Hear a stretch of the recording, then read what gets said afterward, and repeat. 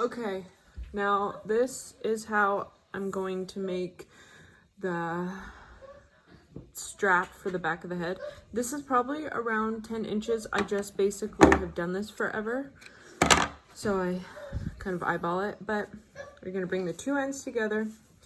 You're going to loop in a knot at the top, creating a hair tie. So once I do that, I'm going to grab my two buttons. I just kind of put them at the polar opposite ends. Like one would go here. You can sew these. I'm not sewing them now because I'm just showing you how to do this.